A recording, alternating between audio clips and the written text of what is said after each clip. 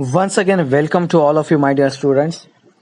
This is second part of the revolts of the gods short story from the Indian English literature. So we'll continue from the one part that we discussed the last part of this short story. What the narrator asked Kinney whether there is something in his mind, some resentment against any injustice or some disappointment. Narrator किनीला विचारतो की weather तुझ्या डोक्यामध्ये असं काही चाललंय का की अन्यायाविरुद्ध किंवा डिसअपॉइंटमेंटच्या विरुद्ध तुझ्या डोक्यामध्ये काही असं रिसेंटमेंट आहे का काही की that may cause him to curse gods. म्हणजे तुझ्या डोक्यामध्ये असं काही चाललंय का की डिसअपॉइंटमेंटच्या संदर्भात किंवा तुझ्यावर काही असा काही अन्याय झालाय का की ज्याच्यामुळे तू देवाला कर्स देतोय, देवाला शाप देतोय किंवा देवाला दोष देतोयस. त्यावेळेला किनी त्याला सांगतो की that he was happy in his life out, की तो त्याच्या आयुष्यामध्ये खूप सुखी होता. किनी सांगतो his son is a bright boy, त्याचा मुलगा खूप ब्राईट आहे, वेल बिहेव अँड स्टडीड, खूप चांगली वर्तणूक आणि हुशार आहे, अभ्यासू आहे. They were all in good health, ते सगळे आरोग्याच्या दृष्टीने खूप चांगले होते. देर वॉज नो ग्रेट वरी, तिथे काय तसं काही काळजी करण्यासारखी कारण नव्हती. He called his habit horrible one, त्याच्या एका सवयीला तो खूप हॉरिबल किंवा दुर्दैवी म्हणतो किंवा असं हॉरिबल म्हणतो. The narrator asked if he went to any psychiatrist. He did not believe in scientific and chemical treatment. Narrator त्याला विचारतो की जर तो एखाद्या सायकेट्रिस्ट कडे गेला, मानसतज्ञ शास्त्रतज्ञाकडे गेला तर, पण तो काही जात नाही. आणि ही did not believe in scientific and chemical treatment, तो काही वैज्ञानिक किंवा अशा केमिकल ट्रीटमेंटवर तो काही विश्वास ठेवत नाही. आणि त्यामुळे तो या सगळ्या गोष्टींवर विश्वास ठेवत नसल्यामुळे आता मात्र त्यांनी त्यांच्या अपार्टमेंटमधून त्याच्या बायकोच्या ओरडण्याचा आणि मुलींचा आवाज ऐकला. खरं म्हणजे नॅरेटर त्याला विचारतो की तुम्ही सायकिट्रिस्ट कडे जायला पाहिजे, मानसोपचार तज्ञांकडे जायला पाहिजे, पण तो काही जात नाही आणि त्याचा काही या सायंटिफिक किंवा केमिकल ट्रीटमेंटवर विश्वास नाही. आणि नेमका त्याच्या अपार्टमेंटमधून त्याच्या बायकोच्या ओरडण्याचा आणि मुलींचा आवाज त्यानं ऐकला. बट किनी इग्नोर्ड इट, किनीनं त्याच्याकडे दुर्लक्ष केलं. आणि ही thought that his cursing God is responsible for the event. आणि तो विचार करतोय की त्याचा जो काही शाप आहे, त्या शाप देणारा देव त्या घटनेसाठी जबाबदार आहे. म्हणजे त्यानं त्या देवाला शाप दिला, दोष दिला, आणि म्हणून या सगळ्या गोष्टीसाठी तो देव या ज्या काही गोष्टी आहेत, म्हणजे त्याच्या बायकोचं ओरडणं, मुलीचं ओरडणं, या सगळ्या गोष्टी या देवाला दोष दिल्यामुळे तो देव त्याला जबाबदार आहे असं त्याला वाटतं. He thought his habit to be sinful and every sin has its fruit. तो म्हणतो की सारखं सारखं देवाला दोष देण्याची जी काही आपली सवय आहे, त्याची जी सवय आहे, पापी आहे, ते त्याला असं वाटतं की हे पापी आहे आणि प्रत्येक पापाचं जे काही फळ आहे हे त्याला आहे असं त्याला वाटतं. आणि हे जे काही चाललंय ते आपल्या पापाचं फळ आहे असं त्याला वाटतं. The narrator said that it could not be the fruit of one sin. Narrator म्हणतो त्याचं तसं काही त्या पापाचं काही फळ वगैरे नाहीये. Hundreds of Ganesh images in Bombay got up and went away. म्हणजे शेकडो गणपती बाप्पाचे इमेजेस हे आपल्याला मुंबईमध्ये मिळत असतात आणि जात असतात. God does not watch you alone. देव काही तुम्हाला एकट्याला बघत नाही. ओके, त्यानं आणि मग he assured Kini that his sins may not count much in God's book. आणि मग त्याने किनीला आश्वासन दिलं की त्याच्या पापांची देवाच्या पुस्तकात काही जास्त गणना होऊ शकत नाही. किनी रिमेन सायलेंट. किनी गप्प राहिले. There was effect on Kini's mind. आणि किनीच्या मनावर त्याचा परिणाम झाला. See in the next paragraph, The narrator was much affected by whatever Kinney told him. He slept after midnight. He was awakened immediately by some noise in kitchen. It was Mike. It was mice. He remembered what Kinney told him. There were no mice in his apartment. Mice may have invaded the whole building. He was not able to sleep again due to the noise made by mice in the darkness. It was irritating. He got up and went to kitchen. He knocked the knife handle on the kitchen table. There was quietness for some time. He remembered Kinney's notion. They were Lord Ganesha's mice, sacred mice. He kept lying on the bed with open eyes in the dark instead of getting up. He thought that someone was photographing him under powerful lights. Then he felt that the photographer helped him knot a tie around his neck. He pulled away the tie with both hands and switched on the light. He splashed cold water on his face and went out. किडनीने त्याला जे काही सांगितलं ते विकत घ्या किंवा मध्यरात्रीनंतर तो जेव्हा झोपी गेला आणि स्वयंपाकघरातील त्याच्या आवाजात तो त्वरित अगदी जागा झाला. कसला तरी त्याला आवाज आला आणि तो आवाज जो काही आला तो आवाज उंदराचा आवाज होता आणि तो त्याला कळलं की तिथे उंदीर होता. खरं म्हणजे किनीने त्याला जे काही सांगितलं होतं त्याच्यानं त्याच्यावर खूप परिणाम झाला होता आणि तो जेव्हा झोपला मध्यरात्री तेव्हा अचानक तो खडबडून जागा झाला आणि आवाज किचन मध्ये येत होता. तर तो त्याला समजलं की तो उंदीर होता. उंदराच्या आवाजामुळे तो उठला आणि किनीने त्याला काय सांगितलं ते त्याला आठवलं अचानक. आणि पण त्याला समजलं की त्याच्या अपार्टमेंट मध्ये तर उंदीर नव्हते, पण उंदरांनी संपूर्ण इमारतीमध्ये जणू काही आक्रमण केलं असावं असं त्याला वाटायला लागलं. And he was not able to sleep again due to the noise made by mice in the darkness. आणि आता त्याला झोपच लागत नाहीये कारण की त्या उंदरांचा सारखा त्या काळोख्या अंधारामध्ये त्याला सारखा आवाज येतोय. इट वॉज इरिटेटिंग, जो त्याला खूप म्हणजे काय बोलूयात आपण इरिटेट करतोय आणि त्याची चिडचिड होतीये या सगळ्यामुळे. तो उठला आणि सरळ स्वयंपाकघरामध्ये गेला. त्यानं किचनच्या टेबलावर चाकूच्या हँडलनं असं ठक ठक ठक ठक केलं, ठोठवलं. काही वेळेपुरतं तिथे एक शांतता निर्माण झाली, एक क्वाइटनेस निर्माण झाला आणि त्याला आठवलं की किनीने त्याला काहीतरी सांगितलं होतं. त्याला किणीची कल्पना आठवली की ते गणपतीचे जे उंदीर आहेत म्हणजे ते पवित्र उंदीर होते आणि तो उठण्याऐवजी अंधारात उघड्या डोळ्यांसह पलंगावर पडून राहिला. त्याला आठवलं की किनीने सांगितलेलं की ते जे उंदीर आहेत ते देवाचे उंदीर आहेत, पवित्र उंदीर आहेत.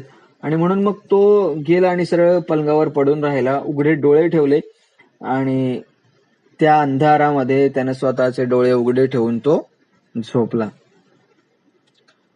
पडून राहिला. त्याला वाटलं की कुणीतरी शक्तिशाली दिव्याखाली त्याचे फोटो वगैरे काढत आहेत. मग इमॅजिनेशन करू लागला. त्याला असं वाटायला लागलं की कोणीतरी अगदीच खूप शक्तिशाली असे दिवे आहेत आणि त्या दिव्याखाली त्याचे फोटो काढायला घेतलेत. आणि मग नंतर त्याला वाटलं की फोटोग्राफरने त्याच्या गळ्याला बांधलं आणि त्याने दोन्ही हातांनी टाय खेचला आणि लाईट चालू केली. मग त्याला वाटलं की फोटोग्राफरने त्याच्या गळ्याला बांधलं वगैरे. मग त्याने दोन्ही हातांनी जोरात टाय खेचली आणि मग लाईट चालू केली. असं सगळं झाल्यानंतर मग तो परत उठला आणि त्यानं गार पाणी घेतलं आणि आपल्या तोंडावर ते असं शिंपडलं आणि तो मग बाहेर गेला. See next, there was no one on the streets. He thought of going to beach. Now he was not safe. At any time, he may get a stroke by the god's trunk on his head. He went to beach. He sat on the huge pipe. He saw some forms wrapped in blankets sleeping by beach wall. The sea was shining under the moonlight. The cool breeze was blowing. Then he saw some figures walking towards the beach. The figures were short like children. He also saw something weaving like tails as if they were dogs. The figures came forward and walked out into the sand. The narrator recognized them. They were all Ganesh images. More figures followed them into the water. They all disappeared under the surface. They all entered into the sea. They waved their trunks in air. All the Ganesh images disappeared noiselessly, one by one, into the sea. All was quiet now. The narrator watched this miraculous supernatural vision in amazement. The clay figures melted into the waters like sugar. There was no one on the streets. रस्त्यावर कोणीही नव्हतं. He thought of going to beach. त्याने समुद्राच्या किनाऱ्यावर जाण्याचा विचार केला, कारण आता तो सुरक्षित नव्हता. त्याच्या डोक्यावर देवाच्या खोड्याने त्याला कधी विष होऊ शकतं. At any time he may get a stroke by the gods trunk on his head. त्याच्या डोक्यावर देवाच्या खोड्याने त्याला कधी विषार होऊ शकतो, आणि म्हणून तो समुद्रकिनारी गेला. तो प्रचंड म्हणजे अगदी मोठ्या पाईपावर जाऊन बसला, आणि त्याने काही फॉर्म ब्लँकेटमध्ये गुंडाळलेली लोक बीचच्या वॉलवर झोपलेली बघितली. आणि the sea was shining under the moonlight. चांदण्याखाली समुद्र असा चमकत होता, गार वारा वाहत होता. आणि मग त्यानं काही आकृत्या समुद्र किनाऱ्यावर कडे जाताना बघितल्या, की म्हणजे जेव्हा त्यानं सगळं बघितलं की काही आकृत्या होत्या किंवा काही मूर्त्या होत्या की ज्या समुद्राच्या किनाऱ्याकडे जाताना त्याला दिसल्या. The figures were short like children. त्या ज्या काही आकृत्या होत्या त्या जणू लहान मुलांसारख्या त्याला भासल्या. He also saw something weaving like tails as if they were dogs. आणि हे आकडे ज्या काही मूर्त्या होत्या जशा त्याला लहान मुलांसारख्या वाटत होत्या, आणि त्याने पुच्छांसारखे काहीतरी विणलेले पाहिले की जणू ते कुत्री आहेत, as if they were dogs. The figures came forward and walked out in to the sand. आणि तो पुढे आला आणि वाळू बाहेर गेला. तर कथाकारानं किंवा नॅरेटरने त्यांना ओळखले की त्या सगळ्या ज्या काही प्रतिमा होत्या, ते ज्या काही इमेजेस होत्या, त्या सगळ्या ऑल द इमेजेस ज्या काही होत्या they were all Ganesh images. More figures followed them in to the water. बऱ्याचशा ज्या काही होत्या त्या त्यांनी आपली जी काही खोडं होती ते हवेमध्ये ओघळली होती.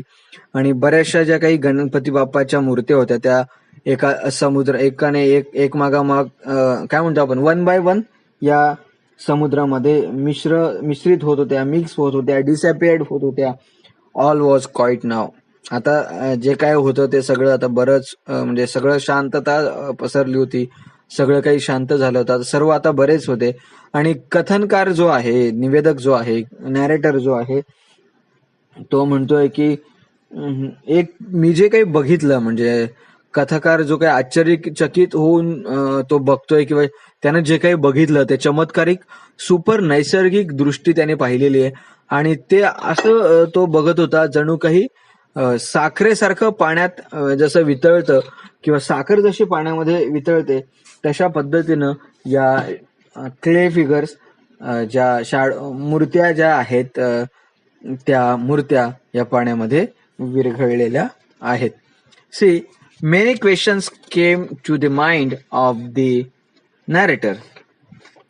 Why the gods left so suddenly? Had they accomplished their mission? नॅरेटरच्या मनामध्ये वेगवेगळे प्रश्न येतात. तो म्हणतो की why the gods left so suddenly. देव लगेच का सोडून गेला. Had they accomplish their mission. काय त्यांनी त्यांचं मिशन पूर्ण केलं.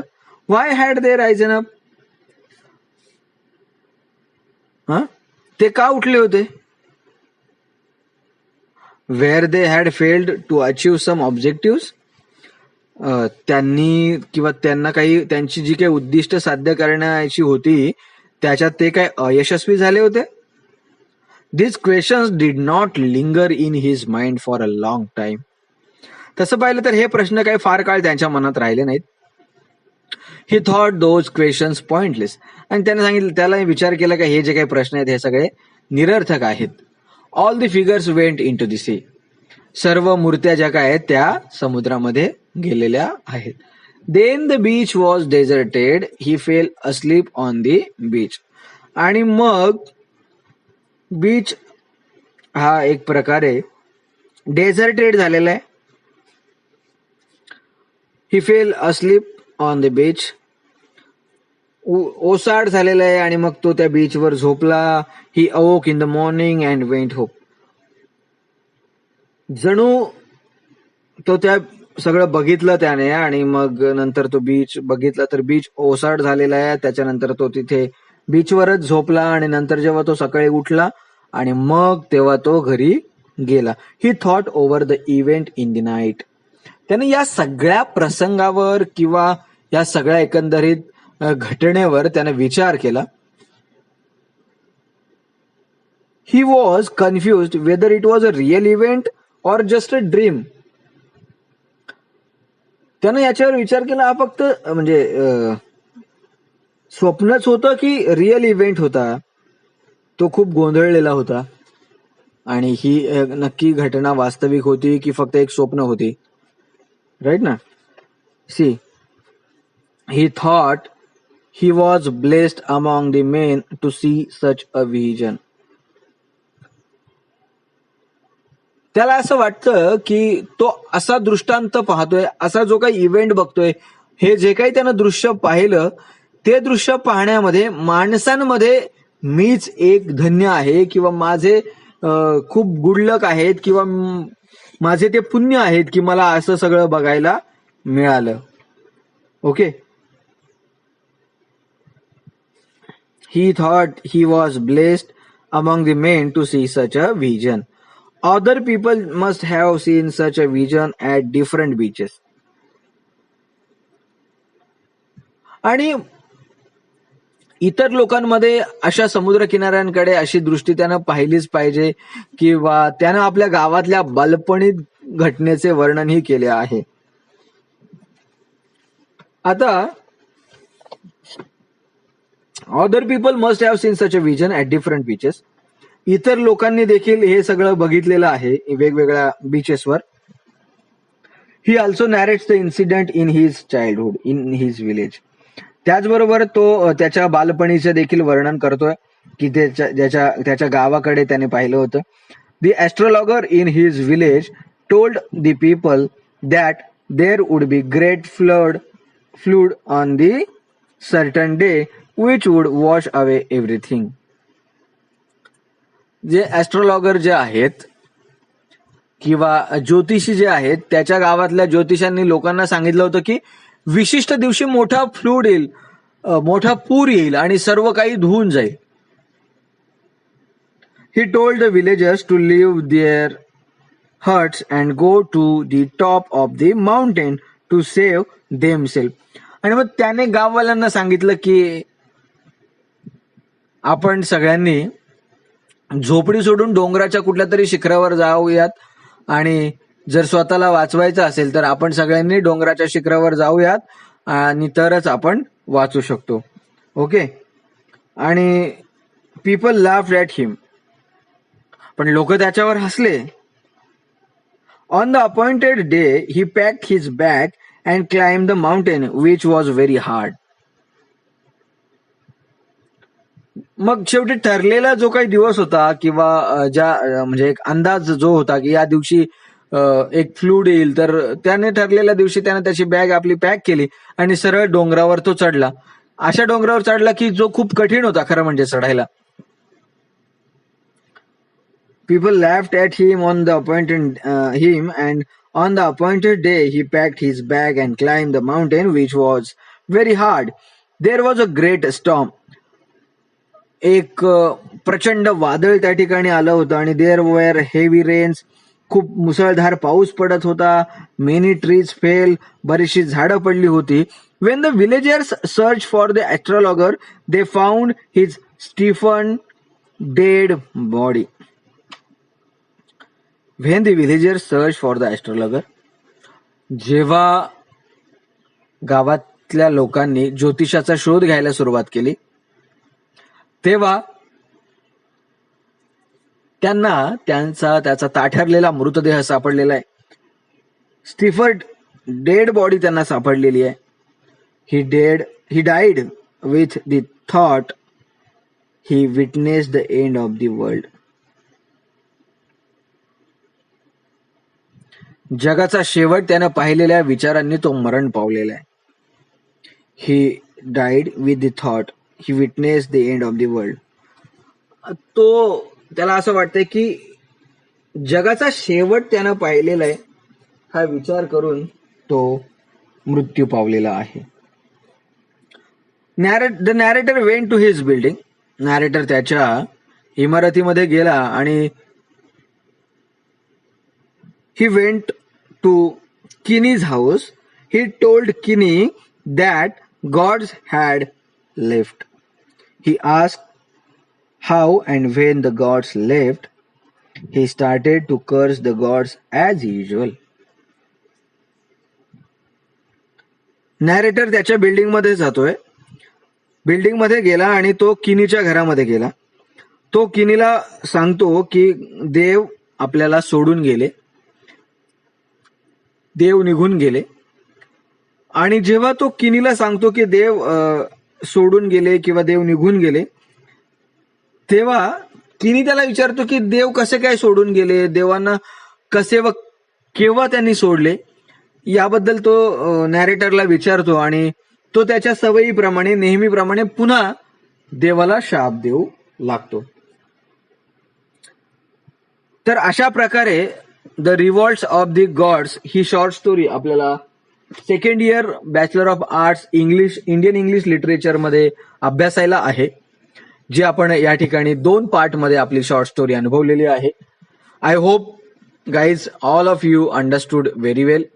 तुम्हा सगळ्यांना ही शॉर्ट स्टोरी आवडली असेल. परीक्षेच्या दृष्टिकोनातून तुम्हाला या शॉर्ट स्टोरीचा अर्थ या ठिकाणी आपण एक्सप्लेन केलेला आहे. समरी देखील आपण याच अनुषंगाने बघितलेली आहे. त्यामुळे परीक्षेच्या दृष्टिकोनातून तुमच्या आपण जे काही या 2 पार्ट मध्ये एक्सप्लेन केलेलं आहे ते खूप महत्वाचं आहे.